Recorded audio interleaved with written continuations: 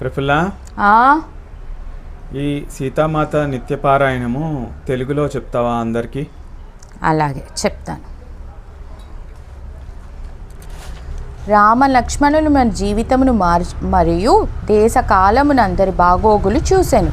సీతమ్మ వారి నిత్యనామం పఠించగా రామ లక్ష్మణులు మన మదిలో శ్రద్ధగా నిలిచెదరు. ఈ తారక రామ మంత్రమును ప్రతినిత్యము పారాయణము చేయగా మన బుద్ధి వికసించెను. రామ లక్ష్మణులు ఆవు పాలతో ధూప దీప నైవేద్యాలతో పూజించుము. నా జీవితమున నిత్యము ఈ నామముతో జపతప భజనతో కాలము గడపగా మా జీవితములు నిత్య కళ్యాణము పచ్చతోరణంతో బాసిల్లగా సంసార సాగరము అవలీలగా దాటి ప్రార్థించగా నీకు నీరాజనం అర్పిస్తున్నాను తల్లి. సీతా జై సీతామాత, జై జై సీతామాత. అరే, దీని వెనకాల ఉండే స్టోరీ కూడా చెప్తావా? అలాగే తప్పకుండా చెప్తాను.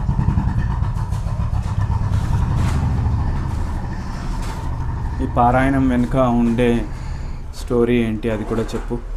అలాగే చెప్తాను. ఈ పారాయణం వెనకాల స్టోరీ ఏంటంటే, ఒక రామ లక్ష్మణులు సీతమ్మ వారు వనవాసం చేసే రోజుల్లో రాముడికి సీతమ్మ వారు రోజు ఈ నామం చెప్పేవారన్నమాట. అయితే అనుకోకుండా ఒకరోజు రాముల వారు వేరే అడవిలో పర్యటనకి వెళ్ళాల్సి వచ్చింది. అయితే అయ్యో స్వామి, మీరు వెళ్ళిపోతున్నారు, మరి ఈ నిత్యనామం నేను ఎవరికి చెప్పాలి అని అడుగుతారు సీతమ్మ వారు. అయ్యో సీత, నువ్వు వెళ్ళి ఊర్లో ఉన్న బావి దగ్గర కూర్చో, అక్కడికి ఎవరో ఒకళ్ళు వస్తూ పోతూ ఉంటారు కదా ఆడవాళ్ళు నీళ్ళ కోసం, వాళ్ళకి చెప్దు కానీ అని అంటారు. అని అంటే సరే అయితే వెళ్ళి అక్కడ ఆవిడ పాపం కూర్చుంటారు. సీతమ్మ వారు బావి దగ్గర ఒక గట్టు మీద కూర్చుని ఎవరు వస్తున్నారా అని ఎదురు చూస్తూ ఉంటారు. ఈలోగా ఒక మంచి ముత్తైదు వస్తారు. మంచిగా పట్టు చీర కట్టుకుని, తలలో పువ్వులు పెట్టుకుని, నగలన్నీ వేసుకుని, బంగారు బిందె పట్టుకుని బావి దగ్గర నీళ్లు తీసుకోవడానికి వస్తారు. వస్తే ఆవిడ, రామ్మ నీకు నేను మంచి కథ చెప్తాను, రాముల వారి శ్లోకం చెప్తాను రా అని పిలుస్తారు సీతమ్మ వారు.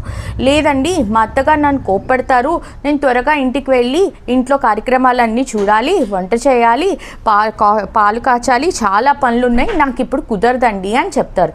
మళ్ళీ సీతమ్మ వారు బతిమలాడతారు. లేదండి, మా అత్తగారు నన్ను తిడతారు, ఎందుకు ఇంత ఆలస్యమైంది అని చెప్పి తొందరగా వెళ్ళాలండి నేను అని అంటారు. అని ఇంటికి తిరిగి వెళ్ళే లోపల ఆవిడ చీర కాస్త వాయల్ చీరగా మారిపోతుంది. ఆవిడ నగలన్నీ ఇనుప నగల కింద మారిపోతాయి. ఆవిడ బిందె కాస్త మట్టి కుండ అయిపోతుంది.